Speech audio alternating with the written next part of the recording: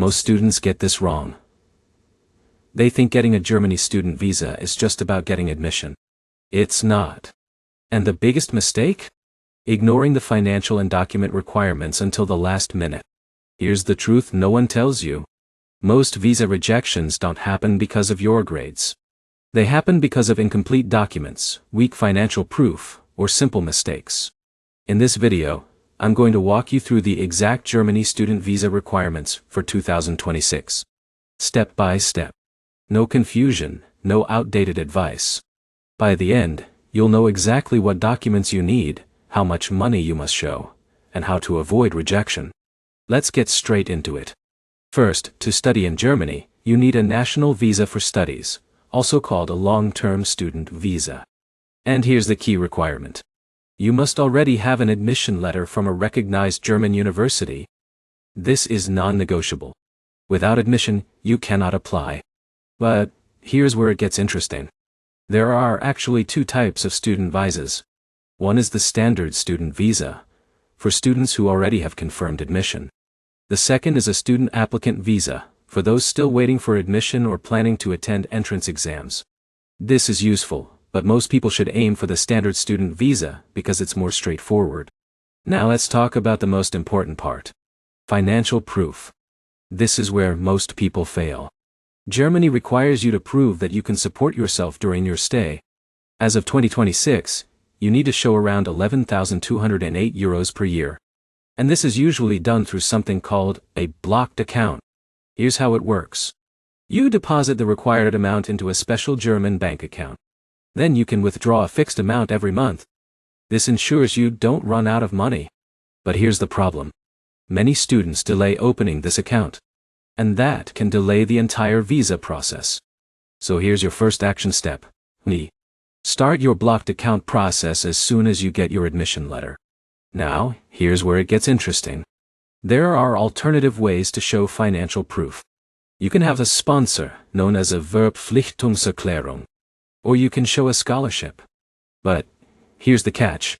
These options have stricter requirements and are harder to arrange. So for most students, the blocked account is the safest route. Now let's move to the next requirement. Health insurance. This is mandatory. You must have valid health insurance covering your stay in Germany. Without it, your visa will not be approved. But here's where most people get confused. There are two types of insurance. Travel insurance for your initial entry, and public or private health insurance once you arrive in Germany. So you need both. Now let's talk about academic documents. You need to submit your educational certificates. This includes your high school or bachelor's degree, depending on your course. But here's the problem. Documents must often be translated into German or English and certified.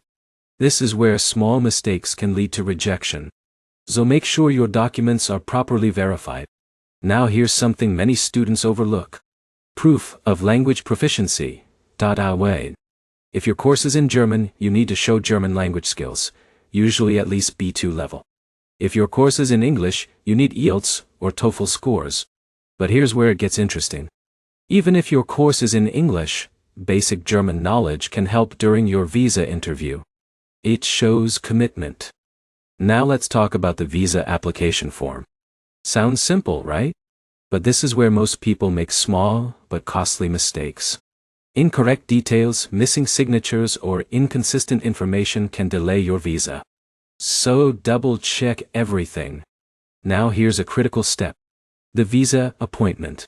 You need to book an appointment at the German embassy or consulate in your country. And here's the problem. Slots fill up quickly, especially during peak intake seasons. So book your appointment as early as possible. Now here's where things get serious. The visa interview. Not everyone gets a detailed interview, but you should always be prepared. You may be asked questions like why Germany, why this course, and your future plans. And this is where most people fail. They give generic answers. Instead, you need clear and logical reasons. For example, Rahul explained how his engineering course in Germany aligned with his career goals in renewable energy. That made his application stronger. Now let's talk about processing time. This is something many students underestimate. Germany student visa processing can take anywhere from 4 to 12 weeks, sometimes even longer. So timing is critical. Apply as early as possible. Now here's something important. Proof of accommodation. Some embassies ask for it, some don't. But it's always safer to have it. This could be a rental agreement, or a university dorm confirmation. Now here's where most people get stuck. Checklist confusion. Different embassies may have slightly different requirements. So always check the official website of the German embassy in your country. Now, let's talk about a common mistake. Incomplete applications. Missing even one document can delay your visa or lead to rejection. So create a checklist and verify everything. Now here's where it gets interesting again. Motivation letter. Not always mandatory, but highly recommended. This is your chance to explain why you chose Germany, your course, and your future plans. Keep it clear and honest. No need for complicated language. Now let's talk about another key detail. APS certificate. For students from certain countries like India, this is mandatory. It verifies your academic documents. And here's the problem. It can take time. So apply for APS early, even before your university admission. Now let's pause for a second. Because this next part can save you months. Common reasons for rejection. First, insufficient financial proof. Second, unclear study plans. Third, incomplete documents. Fourth, weak academic background. But here's the good news. All of these can be avoided with proper preparation. Now let's talk about after you get your visa. Because this is just the beginning.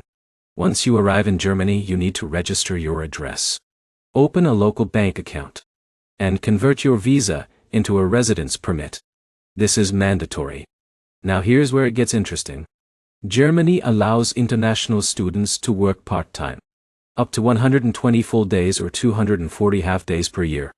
This can help cover your living expenses. But here's the catch. Your main focus should still be your studies. Now, let's talk about long-term benefits. Germany offers strong pathways to stay after graduation. You get 18 months to find a job. And once you do, you can move toward permanent residency. So your visa is not just for study.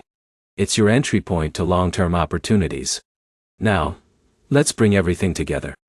To get a Germany student visa in 2026, you need admission from a recognized university. You need to show financial proof, usually through a blocked account. You need valid health insurance. You need academic and language documents. You need to complete your visa application carefully. And you need to prepare for your appointment and possible interview. Most importantly, you need to start early. Because delays can cost you your intake.